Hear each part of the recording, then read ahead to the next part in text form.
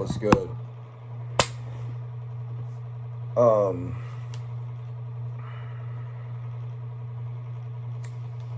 fuck a blank. This is all in one take.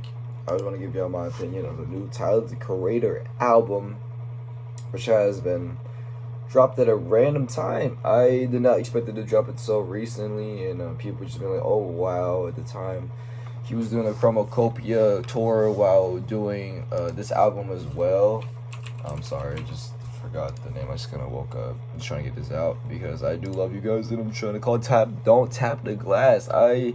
Generally, in the first impression, I was very impressed. And what she was trying to go towards and the sound of it, and I generally was just a lot of words I can't really express and something to you have to experience yourself. But Tyler has been doing this for a long time, and it just seems like where he is in his career, it seems like he's like at a point where like he could just do whatever and just people will still like it. There's nothing wrong if you're still making great music, you know what I'm saying? But mainly on his album, it's going like a retro dance music sound. Some of the tracks go in like of his older sounds. I don't have any exact. I saw this video how like some of the songs he's repeating what he said in the past songs. But going over the tracks, the last three, I was like feeling like it's like a story. I feel like "Don't Worry Baby" is like a song where like I just like it's kind of hard to remember because it's like songs and you just gotta replay it. Like I'll play it right now. I don't really know if it's get copyrighted, but you know what I'm saying.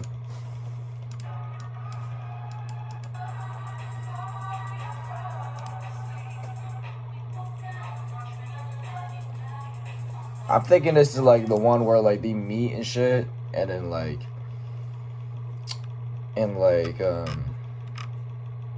talk about like "I'll give you the world" and like they're just dancing. This is a dancing album. I don't believe this is a concept album. People can perceive it however it is, but for my opinion, I don't think this is a concept album. I think each song goes in their own way. I mean, I think the last three isn't, but like you know what I'm saying.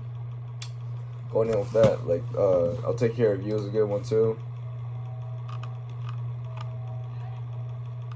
I think it goes in how like "I want to dance with you," and the second to last one is like "I'll take care of you," in a way where like after we dance, I'll take care of you, and then like the last song, "Tell Me What It Is," probably saying like how like, well, so this is all like opinionated, it's like not realistic. Well, you take care of it is, but "Tell Me What It Is" just like it's just him saying like maybe the second to last song. Hold on, let me check this. It's still recording. Maybe like the second to the last song is saying how after I'll take care of you, and she let's say like Tyler got rejected. Like he's the character, obviously. He got rejected on the album, and that's about it. Production, I will give this a strong like give him with the number wise. I enjoyed the production on this album. I'm generally like impressed with where he has come from. Like I'm kind of like a newer fan. I've been like knowing his shit for like a fat minute. Like going back to Flower Boy, like that's not really an OG fan, but like for all the people who's been caught up with stuff, like he's been making a lot of great stuff. I just feel like the sound of a sense like Igor. I feel like Igor and just like him try to like diverse from that outwards. It just shows like where he is in his career and where he wants to continue from. Because I feel like Igor was just like a message and just like letting people know like he can do whatever he wants. And then we got Chromacopia. Call Me If You Get Lost. His last four were amazing. I just was very gently impressed with what he's did, and especially on this album, "Don't Tap the Glass." I was impressed with just repeating the song, just having a great time. I mean, like, there's parts on the album where like, oh, this is kind of a skip, or just parts a bit long, but maybe that was just the part of the album that where as the listeners we have to understand and see how he wants us to perceive it. You know what I'm saying? Like, the song called "Don't Tap the Glass" Tweaking. It's a bit longer. It goes into a lot of other stuff. There's some great bars on this too. And just like it's his dance album. And he did say this album is going towards people who just on his phone and just like I'm assuming "Don't Tap the Glass" as in like don't tap your phone, don't tap the phone case, or don't tap like the glass on your phone. I don't know, but I just believe there's a lot of stuff. He did say that too, like just want to dance, get off your phone. And you've seen that recently on Instagram where like he wants people to go to this concert for cheap price, but like no phone, just having a great time, which is great because why would we want to go on something that's not realistic on our phone and then just like we just think like, oh, we should do that, etc., etc. And more on it, it's kind of trying to go more on this album, just listening to it. There is, I mean, like you could say there's a miss on a few other songs people didn't enjoy, but for me, I enjoy music. However, I had a great time listening to it throughout the whole process of it. Maybe there's a few songs I was just like, it's kind of overplayed. It's just kind of repetitive, but that's how people like Ring Ring. Like people love that song, but it's a bit iffy for me. I don't think it's a hot take, but you know, I enjoy a lot of the sounds he creates and just a lot of stuff. But like Sucker Free, the people hate on this song. Like I like Sucker Free. People were low-key hating on that. On some other shit. Stop playing with me.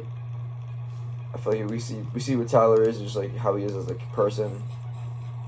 We see like this abrasive sound, and then we got like it's kind of like in the middle of the album. This kind of like it's kind of loud for dancing, and it slowly goes down, like slowly but surely. Like the meat of the album is like from track 7 to track 6. I mean track 7 to track 3, and then the first two is just like an intro, and just like tells you like what is that? Gives you like instructions. It says number 1, body movement, no sitting still, and number 2, only speaking glory, and just like all this other stuff. You said don't tap the glass, and then like he goes in, and we see some of his ideologies and shit in this. He says on the first song. Let me check. This is like ain't going right. Let me just check. There we go. Okay, hopefully it is. Hold up. Pause real quick. Actually, no, this is fine. Yeah, for sure. Where's the game? Oh, here we go. Nah, this song is just like mainly him, just like he's just talking dirty, mainly on it. The second Sugar on my song. I'll say my favorite song is probably Tell Me What It Is. It's just very like soothing, and my bad. I just like try to get this out of my head and stuff like that.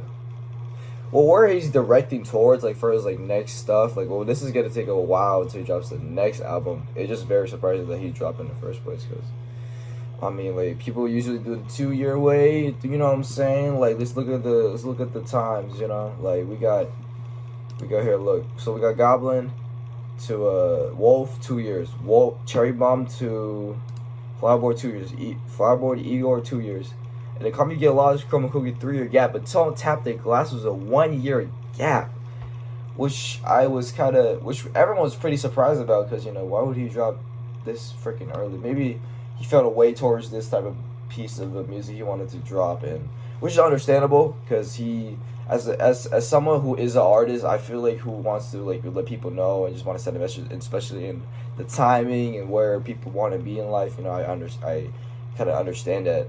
At the same time, like I don't. I'm just saying I understand it, because I'm just seeing like how I perceive it. You know, because I feel like Tyler as an artist he's just trying to send message and trying to let people. Because there's parts where like his older stuff is edgy, but like that's how we like grow out of it. You know, it's just like evolution. And not where he is now. He's a lot older.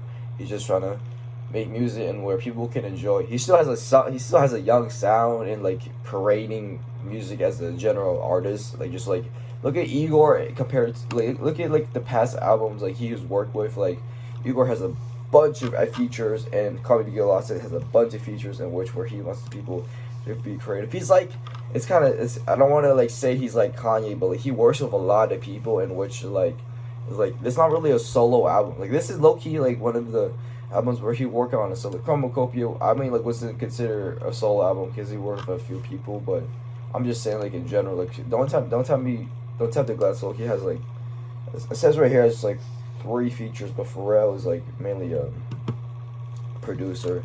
He makes music too, obviously, but I'm just saying like in the producing part. But it's kind of surprising where he's came from. In my official opinion, well, there is nothing I could really critique. I'm not saying it's a perfect album. There's probably sounds people don't enjoy, in which I say like Ring Ring. I would say like in general, I would give this a strong like a high 9.4, like a 9.6 to like a 10. But I feel like that's too high. But like generally being honest, I feel like this is like an 8, like just a calm 8 out of 10. If I had to go over like the other past albums, like it's kind of sad to say I haven't listened to Chromacopia. I mean, people enjoyed it. I just for the time being, I just wasn't a big fan of like the stuff that was going around. I just thought it was kind of repetitive and just like, this is my opinion. You guys don't really shouldn't care, but like I just think like a lot of this shit was kind of like, I don't know, like annoying, repetitive. But I kind of see what he was trying to say about the father figure and all that.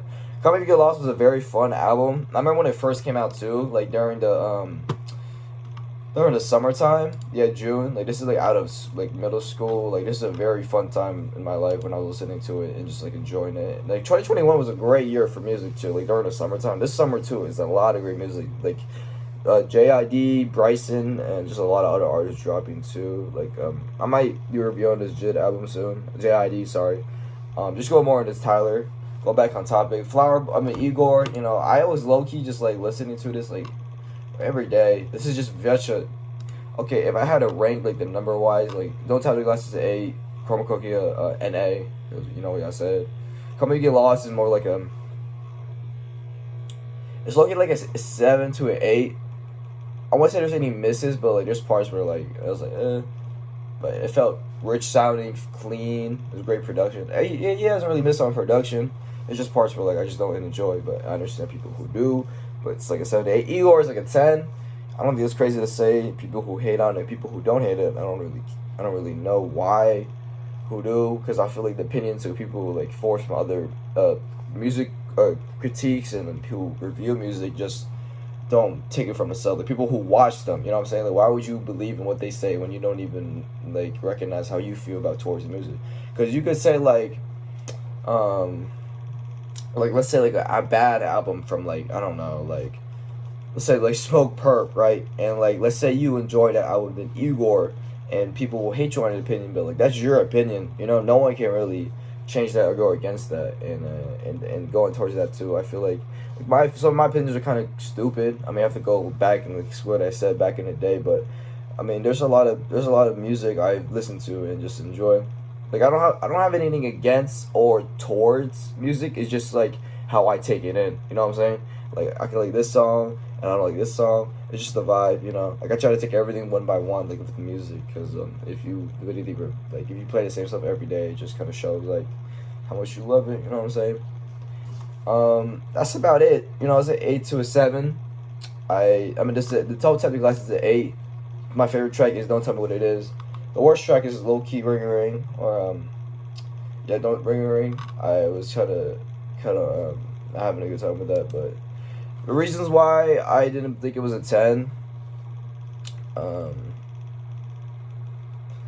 guess like the sounding of it, there's a bit more like that could be explored. I understand why it's sounding like that and just where he wanted to take it, but about that, because I don't believe in like perfect albums can be so perfect, because this review is taking like a minute away from this is a drop, because why would I drop a review that's like the next day or the next week? It just takes a lot of time to process and the sounding of it. And like it's been told, like you can't think of an album as a 10 and just like it's like you gotta let it marinate. You know what I'm saying? It's been almost like a few weeks ever since it dropped, and I truly believe that it's an 8. There's nothing much more I can really say. Be sure you guys actually try it out too. I actually enjoyed a lot of it. I'm just saying like my opinions on the negative and on the positive, but going in about that. But that's about it. Make sure you guys watch my next review coming out. JID. I forgot what the album's called. It came out like last night. I was trying to listen to it, but this is pretty good. It's called God Does Like Ugly.